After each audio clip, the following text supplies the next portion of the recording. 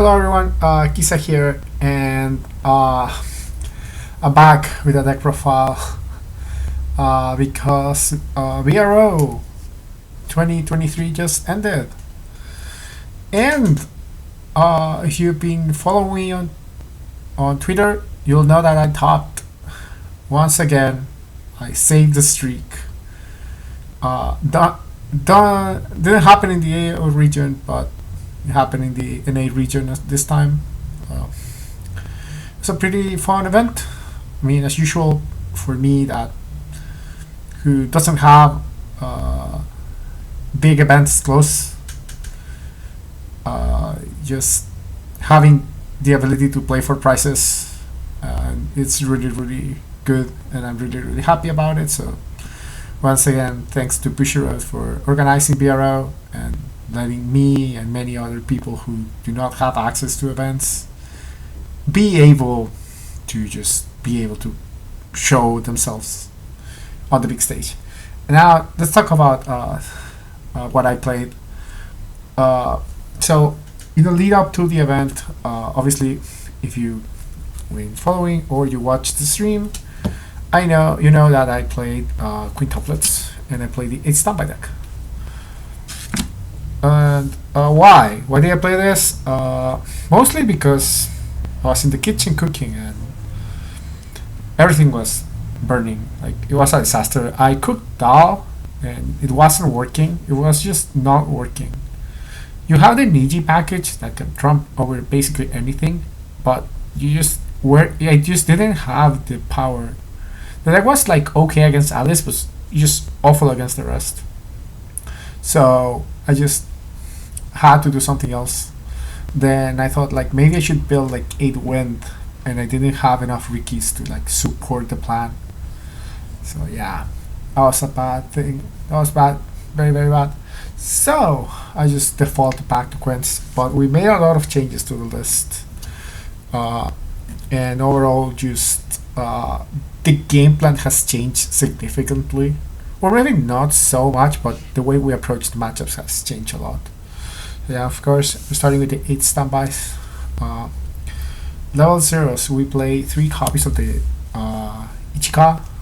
This is the Aqua profile. Why are we running this over? We're not running the Riki now, and the main reason is because against some decks you just want to rush them. You want to like be able to put when you go second, for example, against Alice, you want to be able to put 3 bodies on the board and get them to level 1 as fast as possible, so they don't have resources and they don't have time. This is better than the Riki, therefore, but for the main reason that you can call this and get your plus after you attack. So you get this will pay for herself. You attack, get the stock, and when it dies, you'll get the plus. Sometimes you flip a climax or whatever. I think I saw a climax most of the time when I use this. But again, it's a plus that you're getting after you swung, so you have some tempo advantage instead of the other one that like if you that it's not only smaller because this is 2K, the Rick is 1.5. Not only smaller, but in the first turn of the game where you don't have stock, you want to be able to put bodies on the board and send the Alice player to 1. I would run 4 maybe. I don't know. I'm so iffy on the card. Let's go 4 copies. Obviously 4 copies of this. This is the best card in the deck. I don't know what to tell you. There's a reason this is choice restricted. The filtering is good. The hand fix is good. Really strong. 2 copies of the other mandatory card. The bouncer. This card is good. Obviously you want 1 for the entire game. And everything is great. Like deck manipulation is great. Deck thinning. Or not deck thinning, like deck sculpting. It's really strong. Also, trigger selection is really good. Like, you never go wrong with this. Now, what's sort of new? We play 3 copies of the runner now. Why did I play 3 copies of the runner in this deck? Main reason is because the 1/1 blue Nino sucks. That was my conclusion after testing. I really did not want that card in my deck. Why? Because if I face the mirror, it doesn't do anything. It doesn't trump over the Meliodas that close itself, so they will not have to crash into it. And in the mirror, it's just atrocious. And if you make a board of 1/1s that cannot be reversed by cost zeros and your opponent just Alices you, like you basically wasted your time. You wasted 2 turns on that. So yeah, you don't want that. So yeah, we'll play 3. So because we hate that card now, we hate the 1/1. We need blue fix. Added the 0/0 runner. Also against Hololive, this is really good because on contrary to something like Mushoku Tensei that also has a 3.5 runner and a way to remove on death abilities, the one we use, which is the Itsuki, this gets 500. So this trumps over Aqua or Blablas. So that's really good. This is really, really good. Of course, we still play this. This is the Mirror Breaker. More ways to get Alices off the board. Because the entire game plan against Alice is like we have to threaten all 3 Alices in 1 turn. Or like every Alice that's out has to get out of the board immediately. We're playing a bunch of cards to make that happen. This is one of them. This was already in the deck, but now it's more important even. I thought running a second one, but funny enough, I don't have a second one. So I didn't want to borrow another one. Also, didn't have space. Now, we bumped the Brainstorm up to 2. Why? Because Ichika Brainstorm is banned. Basically, we cannot run it. So we just added a second Brainstorm to do the stuff. 1 copy of the Climax Changer. I misused this on semis. It didn't come to bite me that hard, but man, that semi-final was rough. We'll talk about it in the tournament report. And the Darcy tech, we're gonna call it the Darcy tech, the Nino assist. I think this is from the trial deck. No, this is from the set. So this card does is that this is on a 500 assist, and you may pay 1, sack it to top check 4, add a quintuplets to hand. Why is this card good? 1, because it gives you deck speed that doesn't require to use a straight up neck. Stock is like you don't really like. Let's be honest, you don't really need that much stock in this deck. Like your finisher is 6 stock, so you're not building into a massive amount of stock, and so you are allowed to throw 1 stock away to make your decompression better, or to just like go through your deck. Also, this is a very random good standby target. Like sometimes you use or whiffing standbys, you want something to call. If this is in drop, this turns into a card and pays out the standby that brought it up. So really, really strong. Also, the 500 did so much work during the event. Made this 4K, 4-5 during my turn when I'm attacking with this. These 2 gave you a lot of pushing power that the deck doesn't usually have. So these also, so you had like these small increases that were adding up over the course of a battle phase. That's something that I really, really like on standby decks. But yeah, really good. That's for zeros. We have 18 zeros now. Because I said you need to be able to, even though like you're like crashing board or like throwing a bunch of 500s on the board, you need to be able to push Alice to level 1. If they push you to level 1 back, then good, you're in a level 2, and you're pushing with your Ninos, with the Chichu Ninos, or with your 1/1 Ninos even. So it's really, really important. Now let's go to level 1s. We hate Alice, so we play 3 copies of the Memory Adachi. This card is amazing.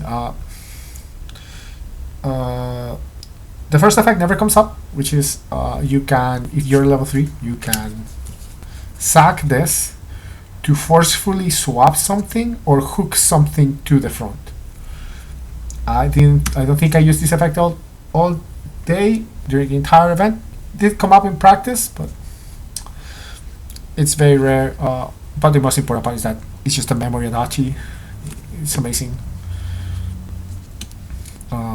3, I really wanted to see like 1 or 2 every game, just to have it just having it there in the back, or like knowing that it's in my hand, and now I can answer anything I want if I need to.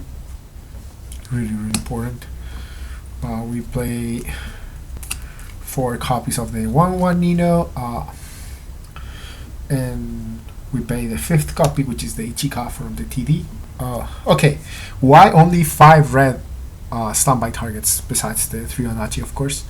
The main reason is that, again, I think the 1/1 is really, really bad in the current state of the format. Like, of course, you have some decks that, like, you can, like, have a free body for the entire game. Like, just have a free body, and you farm off that. But I just wanted numbers. I just wanted raw power on my board, and I'd rather have these than the 1/1. Because the 1/1 is when we're winning, when the board is like working. She's 6.5. This is 7.5. This becomes 7.5 as well. So yeah, pretty good. This is really funny as well. Like, I was like, what other 1/1 do we have access? Like, do we have another red 1/1 that's decent? I was like, I guess I'll just play another standby target. Okay, I would remember it because I have this on GP. And I was like, huh, this card exists. Okay, I'll get one.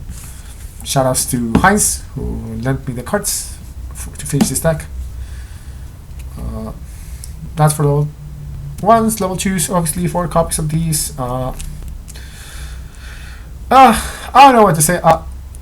Most Nino players hate this card. Like, this is probably the worst combo in the deck, but the beater is good. Like, sometimes you just, I'm really happy about having a beater with haste that's this big.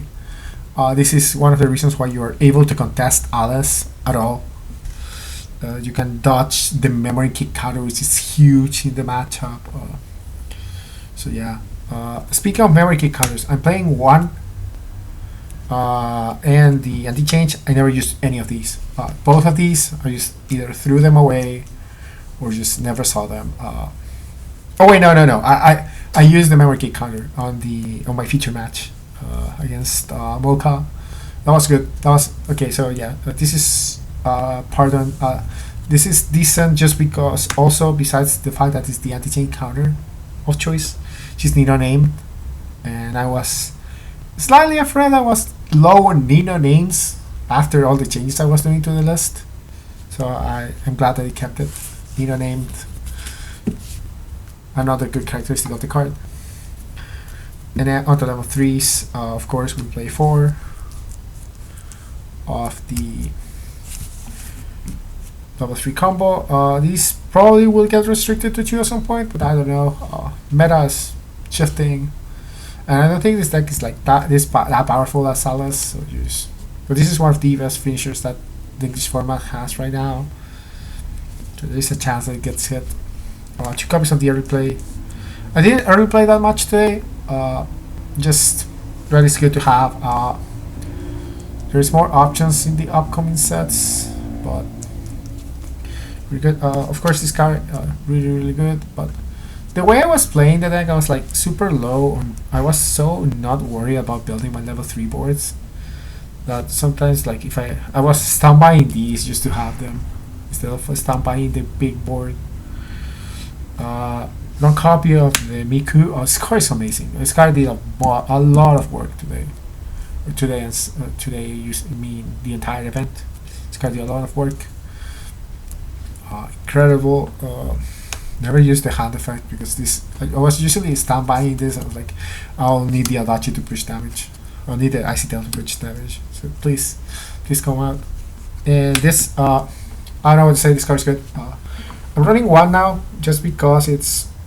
I was struggling for space trying to fit 18 zeros into this list, so I just had to start making cuts, and I thought, like, I just need 1. I just need to find 1. I'll find it. I'll believe, and I believed enough, and it showed up. It did a lot of work. The burn helped a lot.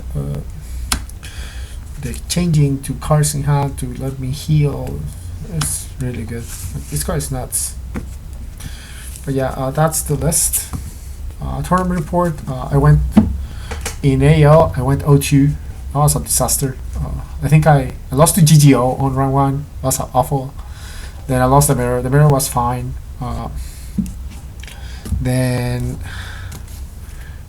on to NA. I think my opponent on round one dropped. And I was like, sure, thank you. Then I think he messaged me like 6 hours later, like, sorry for scooping on you. And like, why are you apologizing? Like, dude, thank you. Like, I wish more people would just scoop. Speaking of scooping, round two was a very nice German guy. He's part of the people who bought my Audi sauce. So I netted like 65 bucks from them, so I'm pretty happy about it. And also I got to play against them and beat them.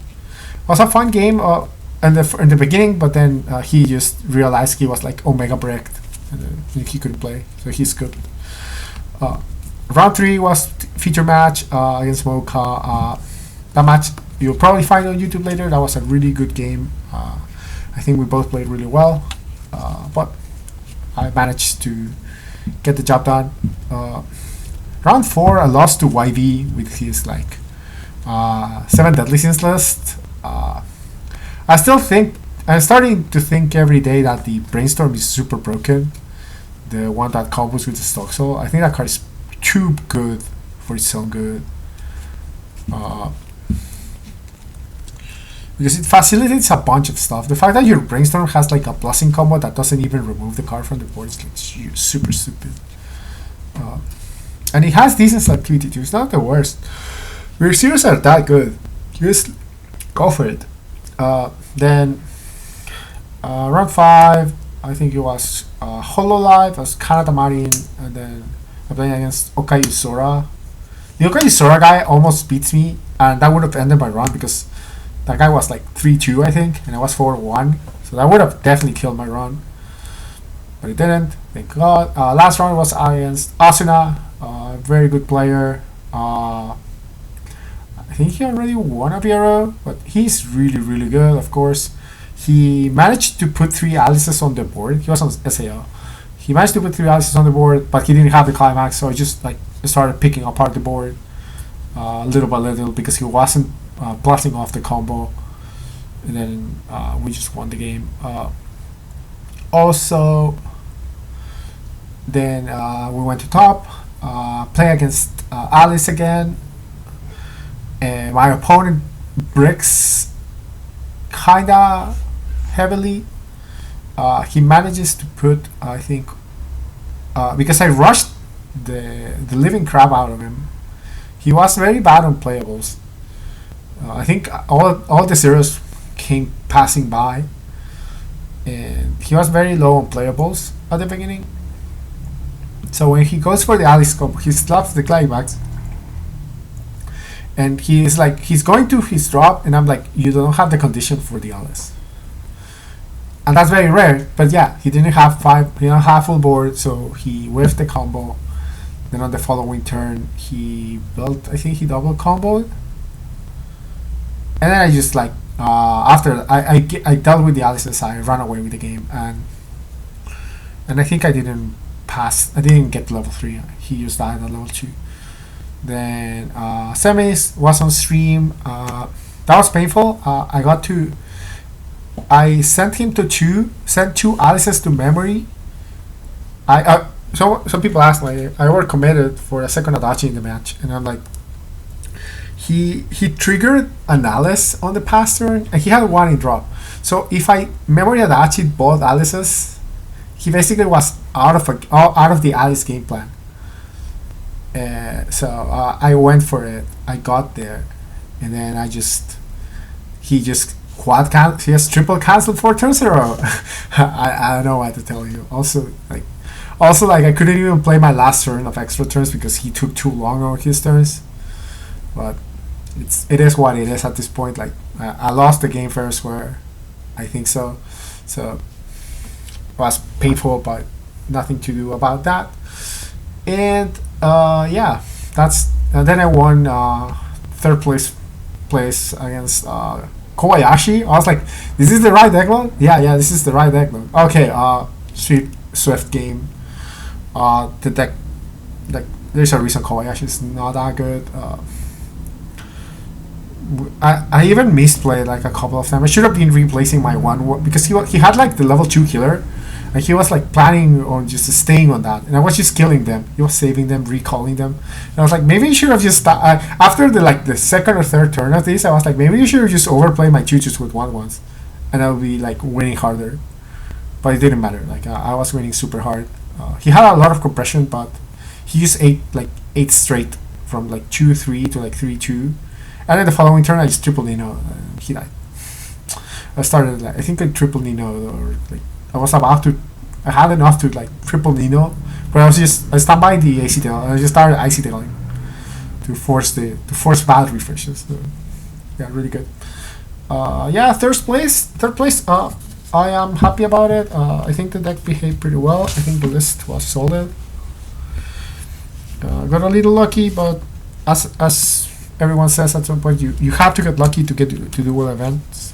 Like you have to get lucky a little, not overly lucky, just a little bit lucky, and you will get there. So yeah, again, shout outs to the obviously Chilean locals, Santiago crew, really strong players. That's why, like, it's funny that I do this well at PROs after getting my ass kicked every week. But it is what it is. So if you ever visit Chile, talk to me. You'll meet a very strong locals. Also, a bunch of sweats. Then shoutouts to Haynes in particular for lending me the cards to finish the build. I spent in the kitchen too long. I couldn't buy the cards online, so I just had to rely on someone locally having them, and Heinz had everything, so thank you very much to him. Shoutouts to the Face Gang for supporting, to the Climbing Corner, who not only supported me, but also had time to absolutely destroy the Zero Finals. Half of the top 8 was the Climbing Corner out. I'm so proud of you guys. And then that's it. Obviously, shoutouts to Team LHQ for providing the support through our Discord chat. Like they gave me decent ideas. I wish I could have put them to fruition more, but after I decided, okay, this is the way I want to play, they were super supportive and they just let me go. they just let me go off, and it did go off. Shoutouts to Hatsu, who almost misses top 8. We managed to wake him up. But yeah, again, thank you to everyone. What's next? I don't know. Bias BRO is like probably next year. Santiago doesn't have events, so you'll probably not hear a tournament report from me unless I randomly attend something. I'll probably open the prizes. I think I get a booster box, which is good.